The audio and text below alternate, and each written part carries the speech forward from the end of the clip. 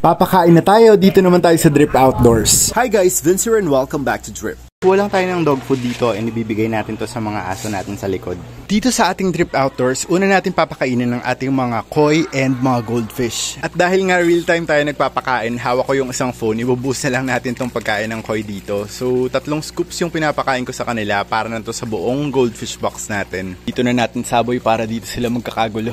Actually nakakatawa talaga tong goldfish box natin kasi sobrang healthy ng mga koi natin and ng mga goldfish. Wala talaga nagkakasakit sa kanila. Dito naman sa ating plant box, makikita nyo na sobrang lush ng mga halaman. Ayun, tumutubo na yung Ambulia garden natin. No? Totoo ba yan? Di ko na natrim yan. Meron tayo dito mga PKBM. So, papakainin na lang natin sila ng koi pellets. And yung mga shrimp din nandito, kinakain din nila yung koi pellets na yan. Ito na po yung status ng ating The Red Box. Simula nung tinanggal ko yung pump and nilipat ko siya dun sa ating 100 gallon tank. Sa ngayon, hindi pa ako nakakabili ng pump para dito sa ating The Red Box. Wala na ring lamang isda to. Ang laman na lang nito ay mga hipon. Tapos meron dito mga assassin snails. The reason kung bakit wala ng isda yung mga yan kasi kinain ng aso namin. Lumala na po pala yung situation, yung mga aso namin nakikita ko na rin na nagda-dive na dun sa loob ng ating The Red Box. Pero sa ngayon dahil nga wala pa naman akong plano dito sa ating The Red Box, saka ko na ipapagawa yung napagplanuhan nating harang. Alam ko na meron kayong mga recommendations before, gagawin natin yung dito sa The Red Box natin kapag pinapatakbo ko na ulit siya. Makikita nyo talaga yung difference ng running water or merong water agitation sa isang stagnant na water. Makikita nyo na may oil film yung ating tubig ngayon and hindi siya as clear as nung tumatakbo yung ating submersible pump.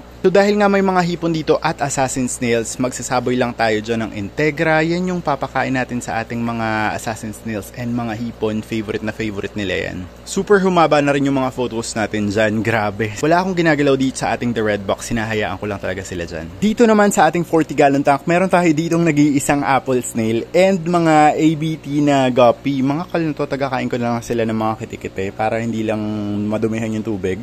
Lalagyan na rin natin sila ng Integra. Hayaan ko na silang kumain dyan, pati yung apple snail natin. Nandito yung ating drip glider house. Siguro gagawin ko na lang ng separate video yung pagpapakain natin sa mga sugar gliders natin. Sobrang nadami na nating gliders as in. Para naman sa mga aso namin, kumain na sila ng kanilang pagkain. Itong ibibigay kong dog food ay merienda na lang nila and sinasaboy ko na lang dito sa floor na yan. Tapos kakainin na ng mga aso namin. Yun lang muna for now. What do you want to see next dito sa Drip by Vince? Let me know in the comment section.